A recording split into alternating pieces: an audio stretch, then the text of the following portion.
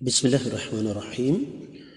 معزز خواتین حضرات، السلام علیکم ورحمۃ اللہ وبرکاتہ۔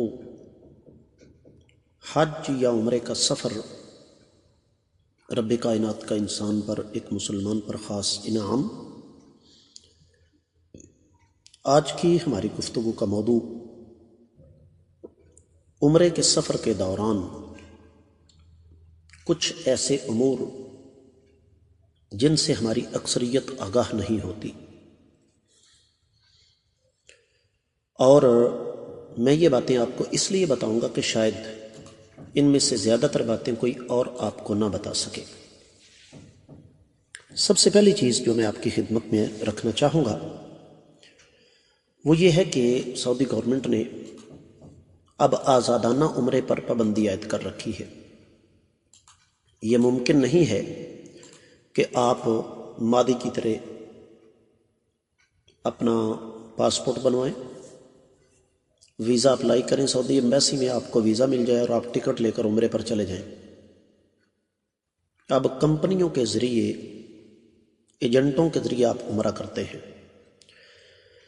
اور اس حوالے سے میں سب سے اہم بات آپ کو یہ بتانا چاہتا ہوں کہ زیادہ تر، اگر نہیں تو بہت سارے ایجنٹ دھوکہ دیتے ہیں، اور دھوکہ اس انداز سے دیتے ہیں کہ کہتے کچھ ہیں اور کرتے کچھ ہیں۔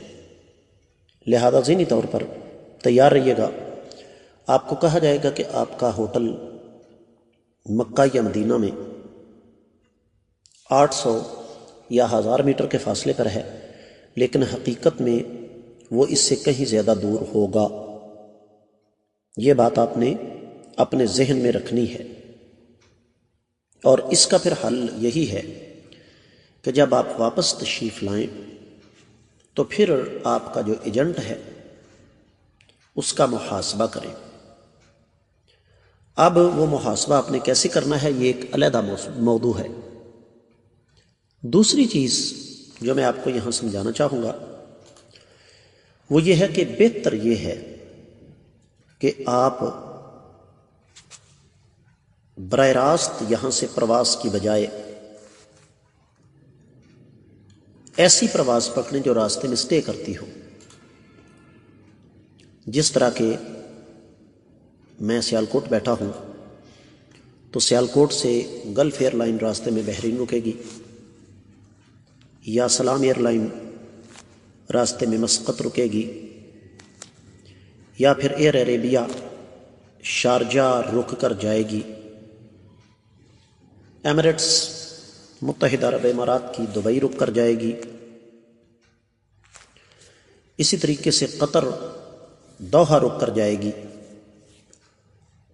اس کی وجہ یہ ہے کہ جہاز کی سیٹ چھوٹی سی ہوتی ہے، اس پر 4-4.5 گھنٹے اپنے آپ کو باندھ کر رکھنا یہ اتنا آسان کام نہیں ہوتا۔ یہاں سے آپ 2.5-3 گھنٹے کی پرواز کر کے چلے جائیں گے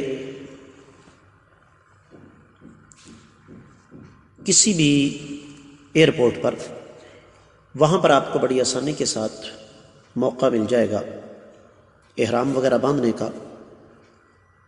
جہاز سے اتر کر تھوڑا سا گھوم پھر لیں گے تو اس سے آپ کی طبیعت کچھ کی کچھ ہو جائے گی۔ خاص طور پر جو لوگ بچوں والے ہیں ان کے لیے بڑا مشکل ہوتا ہے، کیونکہ بچوں کے لیے اتنی دیر تک ایک جگہ اپنے آپ کو باندھ کر بیٹھنا مشکل ہوتا ہے۔ تیسری چیز یہ ہے کہ روانگی سے پہلے آپ کسی عالم دین سے مل کر عمرے کی مکمل تربیت لیں۔ یہ ذہن میں رکھیے گا، پیسہ لگا کے آپ جا رہے ہیں تو آپ کا پیسہ ضائع نہیں جانا چاہیے۔ اکثریت کو پتہ ہی نہیں ہوتا کہ عمرہ کرنا کیسے ہے۔ میں بعض ایسے بد نصیبوں کو جانتا ہوں، بد نصیبی انہیں کہوں گا اس وجہ سے کہ انہوں نے یہ جاننے تک کی کوشش نہیں کی، یہاں تک بھی ان کو نہیں معلوم ہوتا کیا ہم نے احرام باندھ کر جانا ہے؟ وہ کہتے ہیں جی وہاں جا کر احرام باندھ لیں گے۔ کس قدر ظلم ہے یہ اپنے اوپر۔ احرام باندھنے کا طریقہ بھی آپ کو آنا چاہیے، اور اس حوالے سے عمرے کا تفصیلی طریقہ ہمارے چینل پر موجود ہے، تلاش کرنے سے آپ کو آسانی سے مل جائے گا۔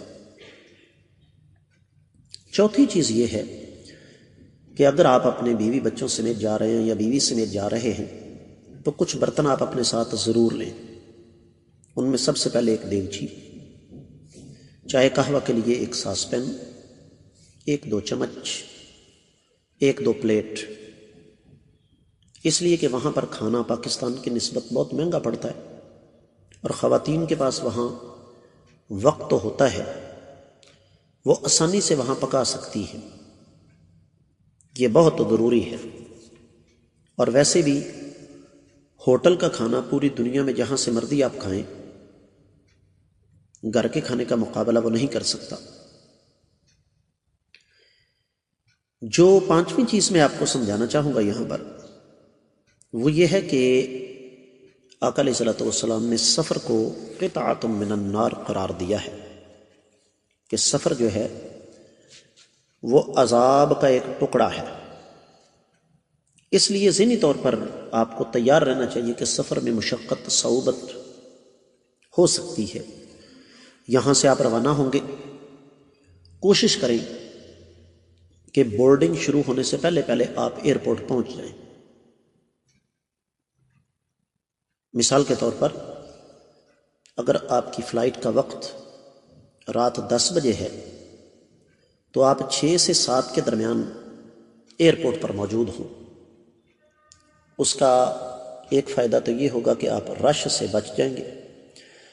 دوسرا پھر یہ ہے کہ بورڈنگ کرنے کے دوران آپ متعلقہ اہلکار سے اپنی پسند کی سیٹ لے سکتے ہیں کھڑکی کے ساتھ یا شروع میں، اور سب سے بہترین سیٹ وہ ہوتی ہے جو آگے ہو اور اس سیٹ سے آگے کچھ نہ ہو، یعنی آگے کوئی سیٹ نہ ہو، دروازے اور کھڑکی کے ساتھ، اس میں ذرا ٹانگیں کھلی رہتی ہیں۔ آپ جب جدہ ایئرپورٹ پر اتریں گے تو طے شدہ بات ہے کہ وہاں پر ازدحام ہوگا بہت زیادہ۔ آپ نے جلد بازی نہیں کرنی، آپ نے اکتاہٹ کا شکار نہیں ہونا، تنگ نہیں پڑ جانا، بلکہ انتہائی صبر کا مظاہرہ کرنا ہے۔ اس لیے کہ جیسے میں نے آپ کی خدمت میں عرض کیا کہ سفر قطعۃ من النار ہے، جہنم کا ایک ٹکڑا ہے، اس میں مشقت تو ہوگی، برداشت کیجیے۔ وہاں کے اہلکار انگریزی جانتے ہیں، عربی جانتے ہیں، اردو بہت کم جانتے ہیں، آپ نے ان کے ساتھ الجھنا نہیں، بلکہ مسکراتے ہوئے چہرے کے ساتھ ان سے ملیں، وہ اچھے انداز سے پیش آئیں گے۔ اس کے بعد آپ پہنچ کے ہوٹل پہنچ کر آپ نے سب سے پہلا کام یہ کرنا ہے کہ تسلی کے ساتھ آرام کرنا ہے۔ ہمارے ہاں زیادہ تر لوگ کیا کرتے ہیں، ایک تو یہاں 24 گھنٹے سے زیادہ وقت کی نیند پوری نہیں ہوئی ہوتی، اور اوپر سے وہاں جاتے ہی فٹافٹ ان کو جلدی ہوتی ہے عمرہ کرنے کی، اور عمرہ بذات خود ایک اچھی خاصی مشقت کا کام ہے، نتیجتاً تھکاوٹ ان کی مت مار دیتی ہے، اور پھر اس کا نتیجہ طبیعت کی خرابی، بیمار ہو جاتے ہیں۔ جا کر 2، 4، 5 گھنٹے آرام کریں سکون کے ساتھ، اور کھانا وغیرہ کھا کے پھر عمرہ کرنے کے لیے جائیں۔ ظاہر بات ہے جب آپ یہاں سے روانہ ہوں گے تو آپ نے پیسے یہیں سے تبدیل کروا لیے ہوں گے۔ پھر عمرہ کرنے کے دوران جیسے ہم نے اپنے عمرے کے طریقے میں بتایا، ویڈیو چینل پر موجود ہے، بھیڑ چال سے پرہیز کریں، اور اگر آپ عمرے کے دوران تھک گئے ہیں تو بیٹھ کر آرام کر لیں۔ طواف کیا، گھنٹہ 1.5 گھنٹہ آرام کر کے صحیح پھر کر لیں، صحیح کے دوران بھی ایک چکر لگایا، اگر جسم میں تھکاوٹ محسوس ہو رہی ہے تو بیٹھ جائیں، ضروری نہیں کہ باغم باغ سارا کام کریں۔ اور اس سے پہلے ایک چیز میں آپ کو بتا دوں کہ جس طرح پاکستان میں موبائل نیٹ ورک ہے وہاں پر بھی ہے، لیکن وہاں پر ایک تو آپ نے سم ایئرپورٹ سے یا کسی راستے میں چلتے پھرتے آدمی سے نہیں لینی، آپ نے سم لینی ہے ان کے دفتر سے، اور سم آپ نے لینی ہے زین کی۔ جس طرح پاکستان میں زونگ ہے نا، تو وہاں پر زین ہے، بڑا اچھا نیٹ ورک ہے، ان کا کوریج زیادہ ہے۔ اور سم لیتے ہوئے آپ انگریزی میں اگر ان سے کہہ دیں گے نا، جو آپ کا یہاں پاکستان کا نمبر ہے، نیٹ ورک کوڈ چھوڑ کر وہی نمبر آپ ان کو دیں گے تو وہ آپ کو دے دیں گے، اور ان سے کہیں کہ انٹرنیٹ اور ساتھ کال کی سہولت والا موبائل جو ہے نا وہ آپ کو سم کارڈ دے دیں، وہ دے دیتے ہیں انشاءاللہ، لیکن اس کے لیے آپ کو اپنے پاسپورٹ کی فوٹو کاپی ان کو جمع کروانا ہوگی۔ وہ کاپیاں آپ یہاں سے جاتے ہوئے کروا لیں گے، 5-6 فوٹو کاپیز آپ کے پاسپورٹ کی ہونی چاہیے، جگہ جگہ کام آئے گی۔ اس کے ساتھ ساتھ یہ بات ذہن میں رکھیے کہ وہاں پر آپ ایک اجنبی ماحول میں ہیں، اور اجنبی ماحول میں آپ کے لیے چلنا پھرنا اتنا آسان نہیں ہوتا۔ اس کا بہترین طریقہ یہ ہے کہ آپ اپنی خوراک پر بالکل بھی کمپرومائز نہ کریں۔ خصوصی طور پر خیال رکھیں کہ مدینہ اور مکہ ان دونوں جگہ پر حرم کے ارد گرد آپ نے 1 کلومیٹر کے دائرے کے اندر کسی ہوٹل میں کھانے سے مکمل پرہیز کرنا ہے۔ اگر کوئی آپ کا جاننے والا وہاں ہوگا جو مکہ میں یا مدینہ میں ہے تو وہ بیت اللہ اور مسجد نبوی کے ارد گرد اچھے ہوٹل میں آپ کو لے جائے گا، ورنہ آپ فاصلے پر چلے جائیں، کیونکہ حرمین شریفین کے ارد گرد ہوٹلوں میں کھانا اتنا معیاری نہیں ہوتا اور مہنگا بہت ہوتا ہے۔ اور اس کا بھی ایک بہترین حل ہے، ایک لفظ یاد رکھیں، فرن تمیز۔ فرن تمیز یہ وہاں پر سمجھ لیجئے کہ تنور کو کہتے ہیں۔ وہاں پر جب ہم وہاں تھے، میں ابھی 2018 میں ہو کر آیا ہوں، تو 1 ریال کا ہمیں وہ بڑا سا نان مل جاتا تھا، اس کو آپ نان کہہ لیں، آپ بڑی روٹی کہہ لیں، آپ اس کو ہماری پنجابی میں ڈوڈا کہہ لیں، اور وہیں پہ آپ کو 2 ریال میں دال یا راجمہ مل جائے گا زیتون کا تیل ڈال کر، اور وہ ایسی چیز ہے کہ آپ 2 سے 3 افراد اسے آسانی کے ساتھ کھا سکتے ہیں۔ تو بہتر یہ ہے کہ اگر آپ نے زیادہ فاصلہ طے نہیں کرنا تو پھر آپ فرن تمیز کسی بھی پولیس والے سے پوچھیں، وہ آپ کو بتا دے گا۔ تو آپ نے وہاں جا کر 3 ریال میں 2 سے 3 افراد کا کھانا لے لینا ہے۔ پانی آپ کو زمزم مل جائے گا آسانی کے ساتھ، دودھ کسی بھی دکان سے آپ کو ملے گا گائے کا، وہ آپ نے نیم گرم کر کے استعمال کرنا ہے، کیونکہ ہر ہوٹل میں چولہا موجود ہوتا ہے، نہ بھی ہو تو سستا سا ہیٹر وہاں مل جاتا ہے، آپ وہ ہیٹر استعمال کر کے دودھ گرم کریں۔ برتن آپ ساتھ لے کر گئے ہیں، اور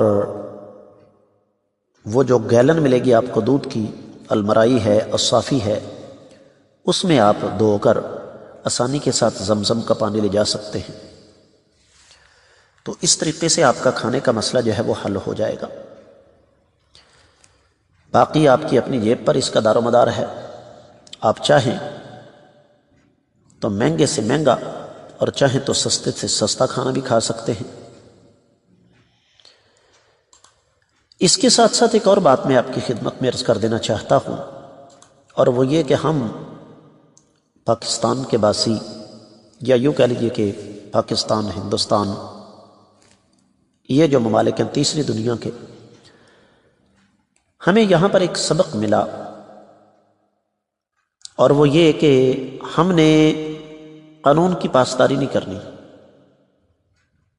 یہ بات اپنے ذہن سے وہاں جا کر نکال دیجیے۔ وہاں پر قانون اس لیے بنا ہے کہ آپ اس کی پیروی کریں گے، اور یہ شرعی مسئلہ ہے۔ قرآن کہتے ہیں اطیعوا اللہ واطیعوا الرسول واولی الامر منکم، لہذا آپ نے اپنے ذہن سے یہ بات نکال دینی ہے کہ وہاں پر آپ قانون کی مخالفت کریں۔ آپ نے وہاں قانون کی مکمل پیروی کرنی ہے۔ اگر کوئی پولیس والا آپ سے کہتا ہے نا کہ آپ پیچھے پلٹ جائیں، تو ایک لمحہ بھی تاخیر نہ کریں، فوری طور پر پیچھے ہو جائیں، اس لیے کہ وہ لوگ آپ کے فائدے کے لیے ہیں، آپ کی خدمت کے لیے کھڑے ہیں۔ آپ کو پیچھے ہٹا کے ان کو کوئی فائدہ حاصل ہونے والا نہیں ہے۔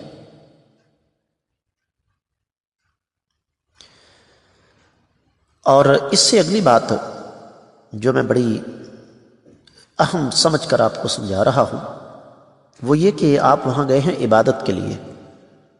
میں اپنے ذاتی طور پر ایک بڑے پیارے بھائی کو جانتا ہوں جو حج پر گئے، اور انہوں نے میرے تک بھی اپنے حج پر جانے کی خبر نہیں آنے دی۔ جب میں نے سوال کیا تو انہوں نے کہا کہ میں وہاں عبادت کے لیے گیا تھا، روابط قائم کرنے کے لیے نہیں گیا تھا۔ تو اس لیے زیادہ سے زیادہ وقت عبادت میں گزاریں۔ آپ نے اگر شاپنگ کرنی ہے تو یہ بات ذہن میں رکھیے کہ جو چیز آپ کو وہاں چائنا کی ریالوں میں ملے گی وہ پاکستان میں روپوں میں مل جاتی ہے بڑی آسانی کے ساتھ۔ اس کے ساتھ ساتھ مکہ اور مدینہ میں اگر تو کوئی اپنا جاننے والا زیارات کے لیے خدمات پیش کرتا ہے آپ کو، تو اس سے بہتر کوئی اور چیز نہیں۔ بصورت دیگر کچھ لوگ مل کر کسی گاڑی والے سے کہیں کہ آپ کو تسلی کے ساتھ زیارات کروائے، اور اس کے لیے بھی آپ کسی ایسے انسان کا انتخاب کریں جو شرعی مسائل کو سمجھتا ہو، کیونکہ وہاں پر بھی بہت سارے لوگ صرف پیسے کمانے کے چکر میں آپ کو لے کر جائیں گے، گھما پھرا کے واپس لے آئیں گے، مقصد آپ کا فوت ہو جائے گا۔ اور زیارات کے دوران اس بات کا خاص خیال رکھیں کہ آپ کی حرمین شریفین کی کوئی نماز جو ہے وہ چھوٹنے نہ پائے۔ کوئی حرج نہیں، ایک دن 2 زیارتیں آپ نے کی، دوسرے دن کر لیں، پھر 2 4، پھر تیسرے دن کر لیں، کوئی مسئلہ نہیں ہے۔ ساتھ ساتھ یہ بات بھی ذہن میں رکھیے گا کہ آپ نے اپنے واپسی پر سامان کے وزن کا خصوصی خیال رکھنا ہے۔ وہاں پر جگہ جگہ کانٹے آپ کو مل جائیں گے۔ ایئرپورٹ پر آنا، وہاں پر سامان اضافی نکل آنا، اس سامان کو پھر پھینکنا، اس سے تکلیف ہوتی ہے۔ مدینہ میں آپ نے کھجوروں کی خریداری کرنی ہے تو اس کے لیے بھی آپ کو کسی ایسے انسان کا انتخاب کرنا پڑے گا جو کہ وہاں کے ماحول سے واقف ہو۔ یاد رکھیے کہ ہم نے 50 ریال کلو والی عجوہ کھجور 18 سے 20 ریال میں خریدی ہے، اور اس کی وجہ اور اس کا سبب کیا ہے کہ ہم وہاں کے ماحول سے واقف تھے۔ ہمیں کوئی ایسا آدمی مل گیا جو کہ وہاں کے ماحول کو سمجھتا تھا۔ اس کے ساتھ ساتھ مدینہ منورہ میں کچھ تاریخی مقامات ہیں، جیسے کعب بن اشرف یہودی بدبخت کا قلعہ ہے جس کو نبی علیہ السلام نے قتل کروایا تھا۔ بنو قریظہ بنو نذیر کے اجڑے ہوئے باغات ہیں، جلا ہوا پہاڑ ہے قیامت کی نشانی، مدینہ یونیورسٹی ہے، ملک فہد کا قرآن کمپلیکس ہے، اور بہت ساری ایسی جگہیں ہیں جو دیکھنے کے لائق ہیں۔ پھر مدینہ میں ہی آپ کو کھانے میں ایک بڑی زبردست چیز ملے گی، مدبی، پتھر پر پکی ہوئی مرغی کے ساتھ چاول۔ وہیں آپ کو ملے گا مطبق، بہت زبردست کھانے پینے والی چیز ہے۔ تو یہ کچھ امور تھے جن سے میں نے سوچا کہ آپ کو اچھے طریقے سے آگاہ کر دیا جائے۔ میں امید کرتا ہوں کہ یہ چیزیں آپ کے لیے انتہائی زیادہ مفید اور ممد ثابت ہوں گی۔ اپنے اس مقدس سفر کے دوران مجھے بھی اپنی خصوصی دعا میں ضرور یاد رکھیے گا۔ اللہ تعالیٰ آپ سب کا یہ سفر مبارک کرے۔ اس کے ساتھ ہی اجازت چاہوں گا۔ السلام علیکم ورحمۃ اللہ وبرکاتہ۔